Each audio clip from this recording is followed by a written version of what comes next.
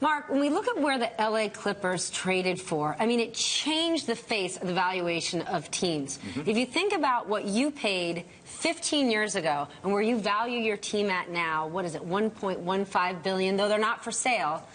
I mean, I think it's worth a lot more than that. Maybe Tim Cook will buy it. I don't know. But basketball has become a foundation tenant for a lot more than just television. So for the Clippers, they're a tenant at Staples. So they have the opportunity at some point to go out and build their own arena, to build whatever they want to build around that, go out and get a TV deal. So basketball has gone from just being a franchise to an NBA team being a tent pole, and that's what's raised the valuations. When you bought your team, was it a passion project or a real investment? Because no. In hindsight, baby, that's an investment. Yeah, no, it was not an investment at all.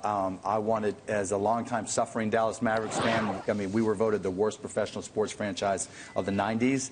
I just wanted a winning team. And it was the opening night of 99-2000 season. We were undefeated. It was opening night, and it wasn't a sellout. There was no energy in the building. And I was like, I can do a better job than this. And boom, that's when it happened. It's weird to have two teams on the market. We have the Hawks right now. A lot of interest to hear. A lot of the people that were looking in L.A., Dodgers and Clippers are also looking there. But Brooklyn.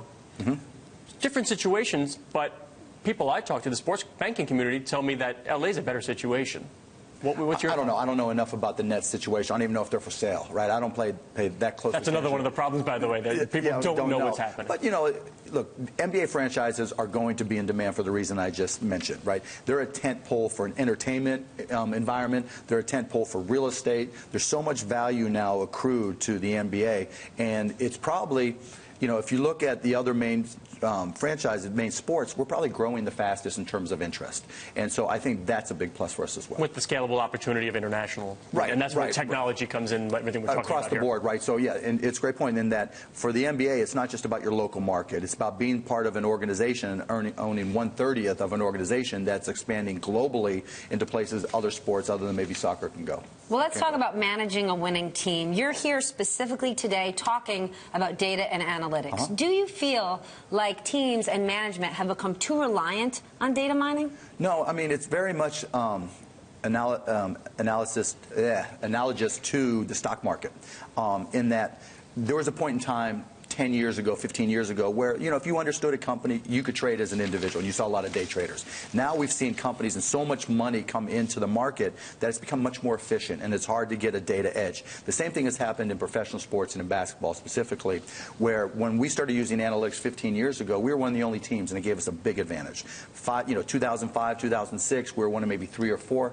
We still had a huge advantage. Now in 2015, every NBA team uses analytics to a great extent, and so your advantage, traditional analytics, your advantage is pretty much gone. It's an efficient market, so you have to find new things. That's a points, rebounds, and blocks analytics. No, advanced analytics. Okay, but let's take it further. Your doctor has a longer-term contract than any of your players ever did. Yeah. Right? You're looking at health and mental analytics. Yeah. Your psychologist has got a long time. Yeah. You are ahead on that. We're trying to, right? So I'm investing in new things, right? So in terms of health analytics, right? I've invested in a company called Catapult Sports that monitors heart rate and a lot of other things and sends it wirelessly so we can capture it. I've invested in a company called Freed, F-R-E-E-D, that takes sports view video to the next level, where rather than just taking cameras and capturing video and looking for motion in it, it goes the exact opposite. It takes cameras, captures video, and turns the whole thing into data so that you can then take almost like an Oculus Rift type view and look to say, okay, so Dirk is looking this way, why didn't he see this guy? And you can actually recreate exactly what he was seeing so that you can take analytics to the next level. A company called Axon, which trains you to do certain things. There's so many new places, and in an efficient market, that's what you have to do. You have to find new sources of information. Is there an argument to be made, though, that you're taking away sort of the spirit and the heart of the game? Oh, no. Look, I'm not sitting down and saying, no, don't practice your free throws, right? That's not it at all. This is just me as the owner.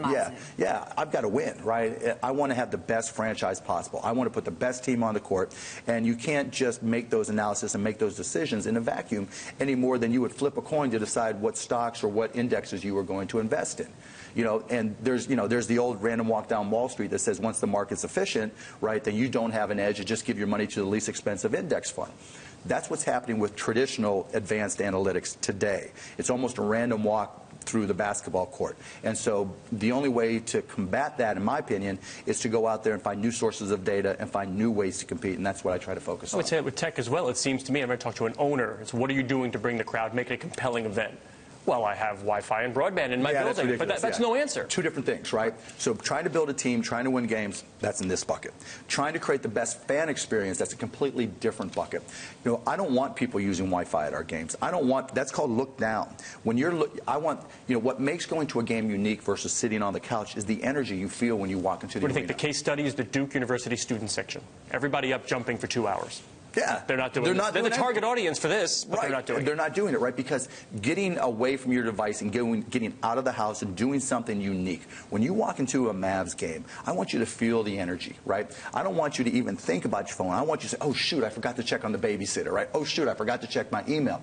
You know, we spend more, probably as much as all the other teams in all professional sports combined to do original videos that we put up on the Jumbotron. We upgraded our big screen in the middle of the arena to, at the time, it was the largest indoor screen anywhere in the world, just so we could do better entertainment. Do you want to see your players wearing GoPros? Because it would No, that's ridiculous. Why? That's just the dumbest BS Not everybody ever. gets to sit on the floor. You could have that experience. Then you know what that means? That means that you're not creating enough value for the people at the top of the arena. Right? So it's not about making them feel like they're missing something and let me recreate what I don't have. It's what I'm paying. So we have $10 seats. And we used to have $2 seats, but we stopped them because they all got scalped, right? But $10 seats, I want you to go in there feeling, I can feel the energy, I can see the game, I can, you know, remember, the thing about going to a sporting event, whether it's high school, college, whatever, there's no place else where you're going to, somebody makes a shot to win a game, you're going to stand up and high-five and hug and kiss the person next to you. You never met them before in your entire life. You're going to scream defense. You're going to yell all these things. You don't do that in front of a TV at home, and anything you do that prevents you from clapping, screaming, yelling, or stomping is a mistake. How about convenience, though? I mean, let's talk about technology. You can do concession lines, bathroom wait. I mean, these are things where it's usable in the arena. No question. And so one of my companies, Motion Loft, is a sensors company, and all it does is count what's in front of it in real time so that I can know that here's the line to get in, I've got to do something to improve the line. Here's the line at the concession stand, whatever it may be. Here's the traffic flows, and so I have to adapt to do that. And so it's not just about here's a better way to order something. It's about understanding the flow and using analytics really to understand how your customers interact with you, our product, the American Airlines Center. As a team owner, does All-Star Weekend, does the game mean anything? Nope.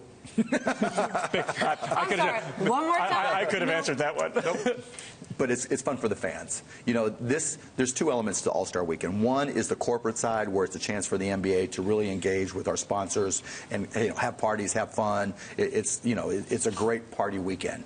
And then from a fan's perspective, it's great for kids, right? When you go to the All-Star game, the most rewarding thing to see isn't a jump shot from Dirk, isn't something from LeBron or Kevin Durant or whoever. It's the smiles on the kids' faces because they all have different jerseys from different teams. They've come in from out of town. They're there screaming and yelling, and they're becoming fans of the game. So I look at it more as a training module. And then on television, it's fun to watch, too, because you can get into it and just watch the fun of it. Has it helped basketball that these athletes have become huge brands, huge personalities, absolutely. Style stars? Absolutely, particularly for the NBA. You don't see that in other sports. I mean, other than, the Dallas Cowboys, one of the most visible teams, highest TV ratings, you know who Tony Romo is?